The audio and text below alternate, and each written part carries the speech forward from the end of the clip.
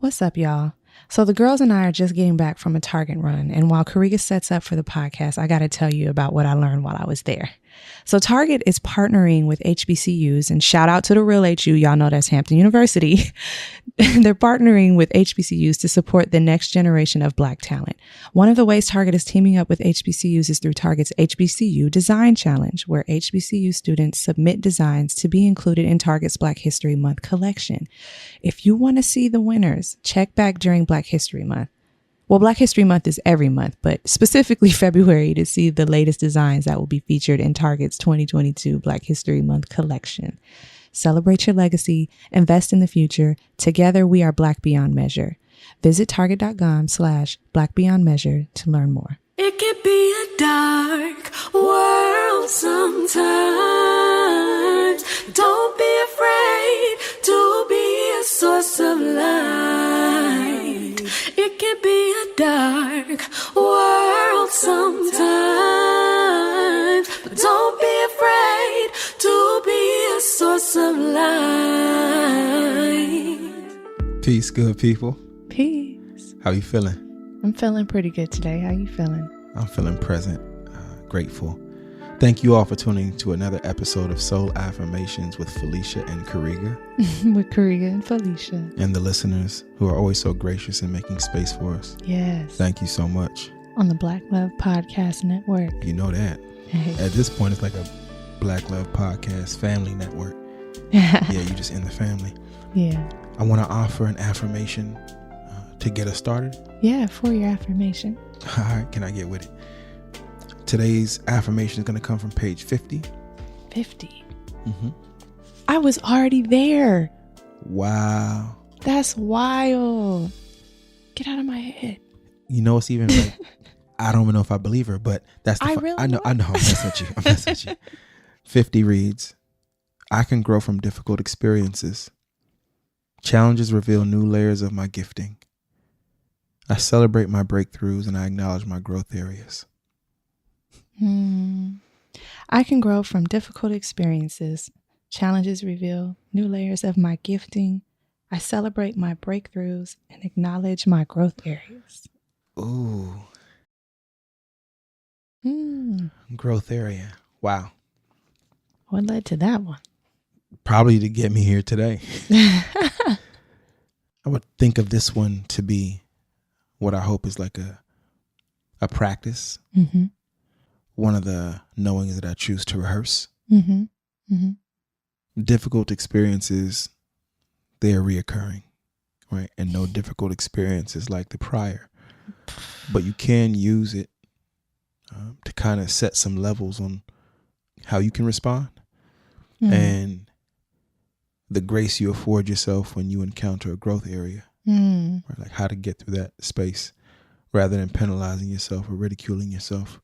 Recognize it as a growth area and work toward, the challenge. So this one, yeah, it just feels like some good game on the table for today for sure. Yeah, man. And I'm laughing a little bit right now because I'm looking at this baby monitor and this little one, but she's not Bow Wow. It's turning over. Yeah. Yep. No, we are turned over and now we are sitting up. And but difficult experiences, okay, they reveal new layers of your gifting. Mm-hmm. So yeah, I'd like to see us operating our gifting through this one. You want to try it? Yeah, go grab the little one. I was going to say, because she's sitting up. Kamaiu is so cool. She is. She really is. She's standing on everything. So everything is standing support now. Things that aren't supposed to be. She now uses her tummy time. She has the tummy time has like an arc on top of it with things that she could, touch and engage with. Well, now when she rolls off of her tummy time mat, she grabs the arcs and then she stands up. So it's the opposite of tummy time. She's like, nah. So we went to go grab the little one. Yeah, but she's not Bow Wow, remember. And her mother forever says this. I can't help it. I say it all the time now. But I also like let me just say this. I like the way this feels, you feel, the way we're able to do this together Big ups. Shout out to you. Thank you, babe. Yeah, so that affirmation really kind of sets the tone for the week, right? That we lived through. Yeah. Because there were challenges for sure in approaching that time. Yeah, so we just celebrated Kamaiu's 2nd birthday. And I'm going to just take a deep breath on that. Because it's like it's coming, right? Like I know it's coming, just as time knows to move on since the beginning. The seasons are changing. And, we came into September and I feel like I tried to keep myself busy a little bit. And I didn't really know what I wanted to do for her birthday. And I realize now maybe I just was not looking forward to that. And I think maybe it has to do with me realizing that, it's been 2 years. It's not just her 2nd birthday. It's been 2 years since she came here. Right?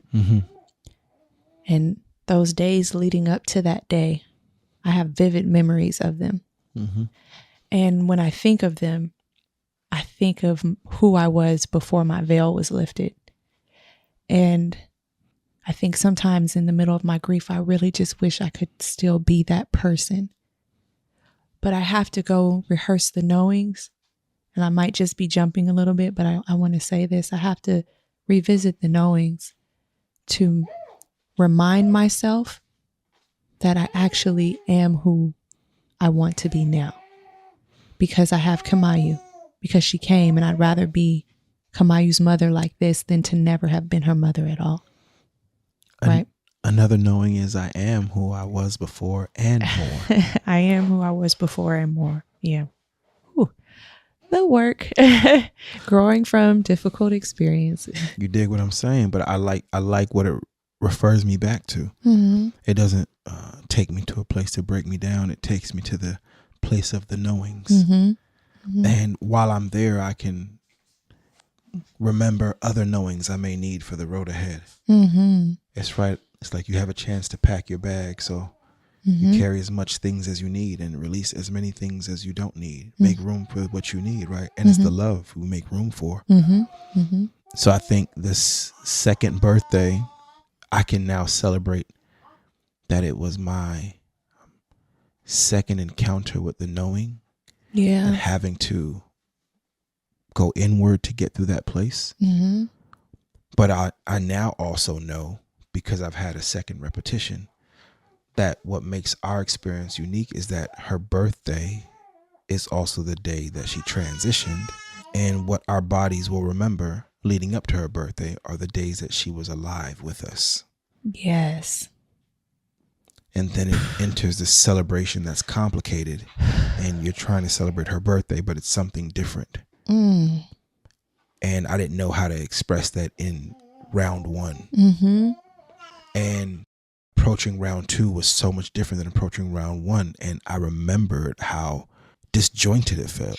And I was like, what could this mean? Right? Like, why do I feel this disjointed? And now what I'm realizing is, I have an encounter with, now I know that the days leading up to her birthday will feel this warmth, longingness to be that close again. Yeah. It's the days leading up to her birthday. Yeah. So then we have a birthday, but then it's also the day she transitions, and our celebration is complicated for that reason. But now I know. Yeah. And I want to be transparent because, like I said, we're here for reference. I tried to document how I was feeling leading up to her birthday, and I had a challenge with that. I couldn't find my words, and I got very frustrated around that because I want to be able to have words for my baby that's no longer here. And it was very, very difficult because I had to realize, like, even though I've done this before, celebrating her first birthday, the second birthday is not the first. It's an entirely different experience. And even the days leading up to it, though there are memories of those days, that too is an entirely different experience. So I'm allowed different emotions and different feelings. But because, like I said, I felt like I did this already, I wrestled with the truth about what it was that I was feeling. And it required Karega and I to go on a walk. And it was a walk I actually didn't want to go on. But he was like, no, we're going to take this family walk around the lake. So we're there, we're walking around the lake. And towards the end of the walk, Karega asked me how I'm feeling. Right at the end of it, I shrugged my shoulders and I looked at him like, I don't know how I'm feeling. It's been 2 years, right? 2 years have gone past. 2 years where it feels like I'm further away from the day that I met her for the first time, the moments that I had with her, right? The live moments that we talk about. Mm-hmm. And I was feeling like, man, how do we celebrate this? I just feel like I'm just 2 years further away. Like it's taking me away from her, but I have to remember, no, the time is the indicator for me of the love that I have for her, because it continues to grow in capacity each day. Absolutely. It matures. It matures. But that was difficult for me to remember in the days leading up when I'm looking at old memories. So if we come here for reference, I want to name this one Grace, right? Yeah. So it took grace for you to learn that the second birthday was not the first birthday, right? Yeah. It took grace for you to learn that, oh, I don't have the words because the feelings are happening so rapidly. Mm-hmm. I can't process them yet. As soon as I'm in this one feeling, here comes another. They're different because of your labor, because of what your body was going through the day before she enters this world. Mm-hmm. So it doesn't quite compute into this, here's what I'm feeling, here's how it feels, I can articulate it. Mm-hmm. Mm-hmm. But you ran into frustration because you couldn't articulate it. Mm-hmm. But now we know, oh, this space might not actually be for words at the moment. Mm. I must give myself room to feel. So if we're coming here for reference in this way, for a family who is now only approaching the first birthday, Mm-hmm. and no idea in the world what that's going to be like, and now we know the second birthday is different than the first birthday. Mm-hmm. It's like, wow. Yeah. I'm so glad we were able to come here and leave that pin mark. Yeah. That if you can't find the words, it's because there's so many feelings happening. They're changing each day. Yes. Because labor is different from day to day. And I was responding to a mother who had reached out to me, and we had made a decision to maintain contact with each other in our journey. And it was because we know and understand that it is changing and ongoing. It's not something that just happened and then that's it, that happened. Yeah. Right? You are experiencing what has happened to you differently each day. Yes. And each day is an opportunity to rehearse the knowings, but there will be new ones. So granting yourself grace in those times. I just wanted to share that part of I love coming into understanding that for someone else. I love that you shared that. I'm so glad you took that turn. Mm. I think it's rich here. I think that the application of affirmation is such a good critical teaching moment because we weren't in control. Mm-hmm. Mm-hmm. Right? And I find that the affirmations are particularly helpful to remember when you don't feel like you have control. Mm-hmm. Mm-hmm. It's particularly those moments that you forget what you need due to the challenge, right? Mm-hmm. It's like we give the example all the time. When you're working on a project, you may forget to eat. Yep. If one could forget to eat because of a goal they're oriented or focused on, imagine the things we forget to do when we're challenged, right? When we're challenged by emotions that we can't articulate. There's a lot of things I can forget in that moment. Yeah. So I find that it's really important to rehearse the knowings in that space. We always talking about that. Rehearse the knowing. It's real. And if anybody has, experienced life across different demands, different emotions, man, you could forget a whole lot of things, which is why people finally look up at the calendar and say, oh, I need a vacation. Right? Mm-hmm. They aren't, some people can afford to book them quarterly on a schedule or however they want to vacate, take their vacation. But many folks have to look up and realize they need one. Right? Mm-hmm. So if that is the case, if it takes that time to compute and make the decision, then we should give ourselves that grace in the day-to-day. It's not necessarily a physical vacation we may need, but sometimes we have to change the setting, the pace, the feeling, the emotion. Mm-hmm. Yeah. Kamali is so funny. This, I think, learning how to have a conversation like this with her present in this way is also a challenge. Name that. I just want to name it. Because it's like I'm listening and I'm being as attentive as I can be, but I'm also I'm sitting here as her mother and I'm looking like, okay, how can I help? How can I, be of service to her? I done passed her every flashcard that was on the table. She's dropped every single one. And let me just say this too, that maybe sometimes some of the reference is lost in this part. If a parent who has experienced loss is now also experiencing parenting differently to a child that is here, you may not have time to say a lot of this stuff. So I'm grateful that we even have a chance to come together and say it. Even if we have our, executive producer here, Kamali. Well, thank you. Sorry. This birthday was certainly different for a lot of reasons. One of the main ones was Kamali was here. Absolutely. And I want to talk about what it looked like for us this year in prepping. We weren't exactly sure, like I said, like how we would do it. But one thing that I knew I wanted was to be intentional in some way in the home. So we ran to Target. We really did. We ran to Target. And we grabbed 2 balloons. Not 2, like 2 balloons, like the number 2. 2 of those. And we grabbed our cards. And we came home. And I realized I did something that my mom has been doing for me my entire life, which is set the table around my day. Ah, that's what that was. Yeah. I didn't even realize until I saw what my mom had did at home that I was doing what she's been doing for me.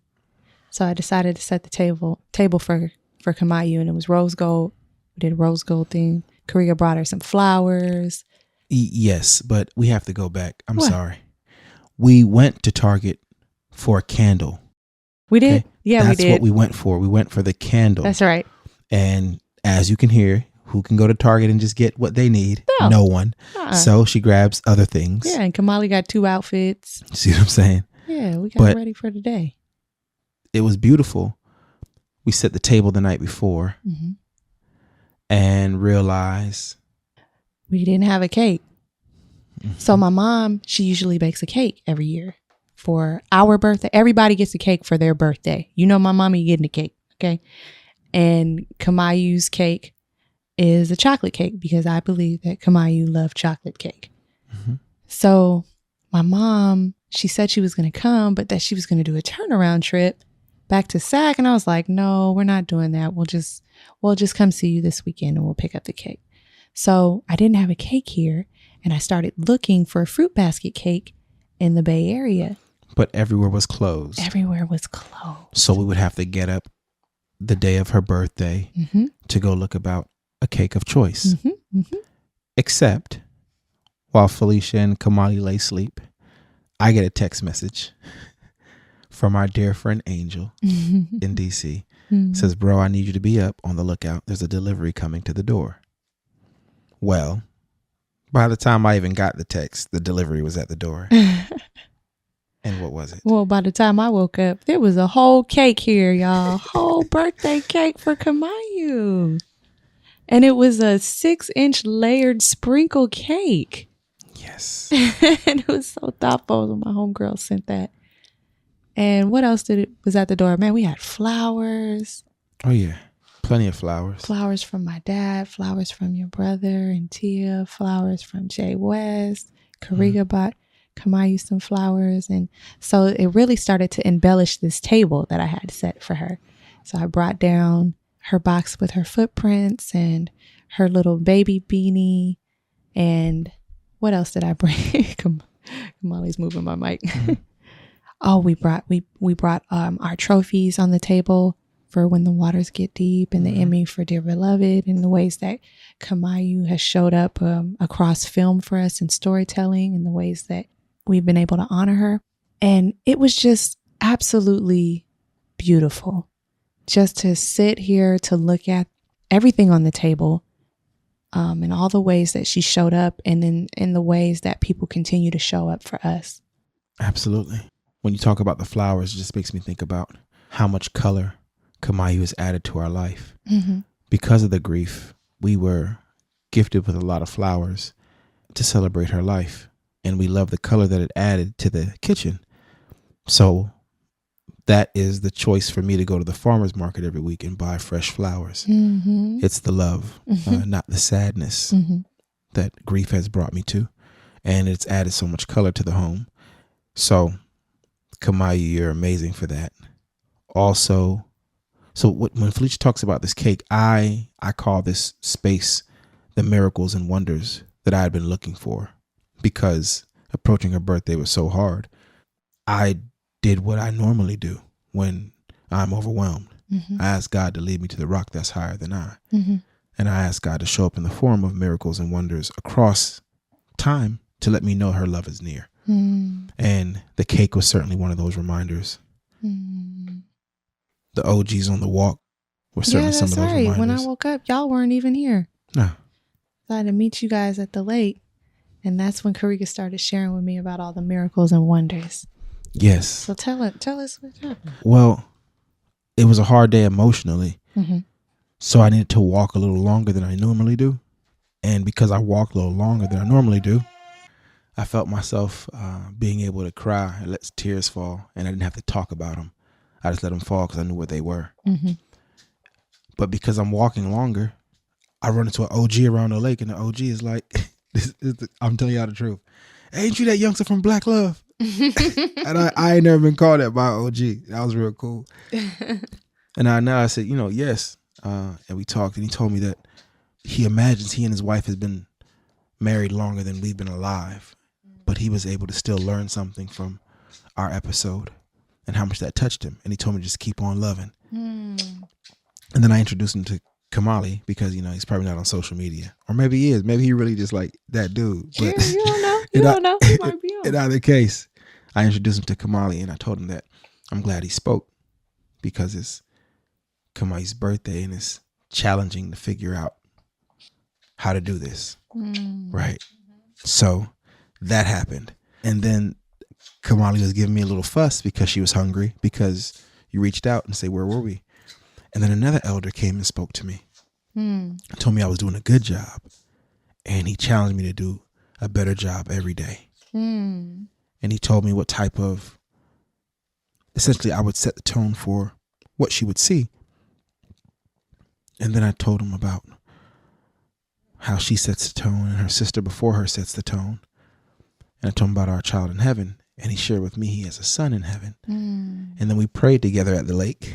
What? I didn't know that. All this actually happened. Oh, wow.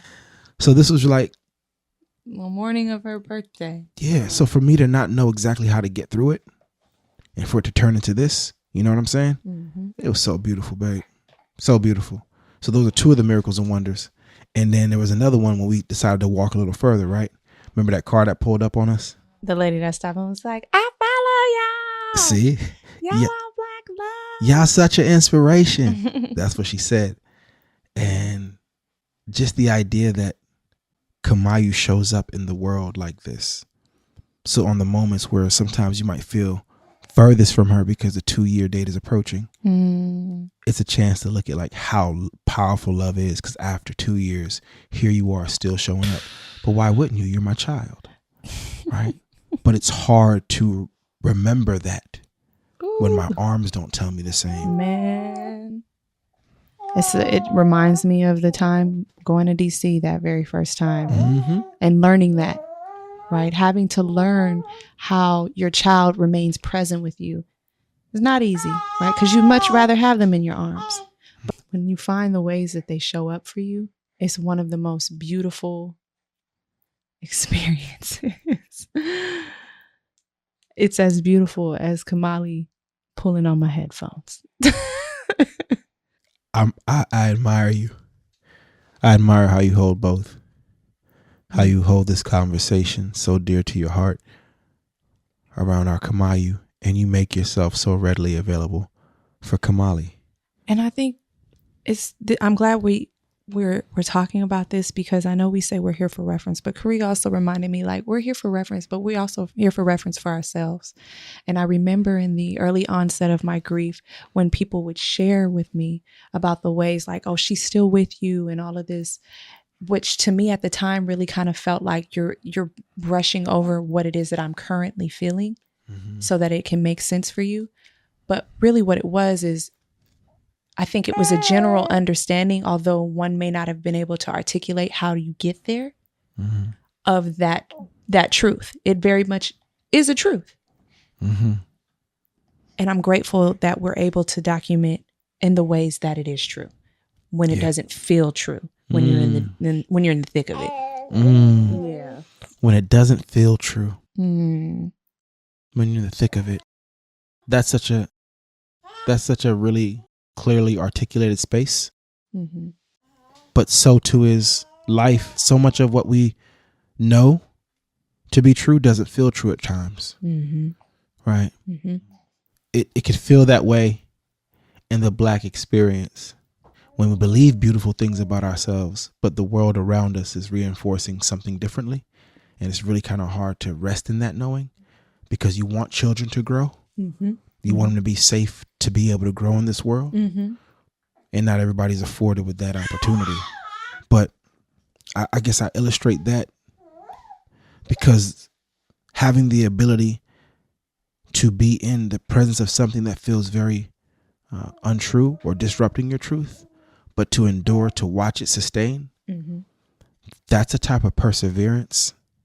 That's a type of endurance that I also want to name as reference. Like, it takes endurance to know.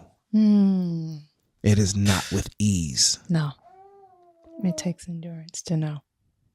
It is not with ease, because you could see things and feel things daily that just make you feel further and further and further away.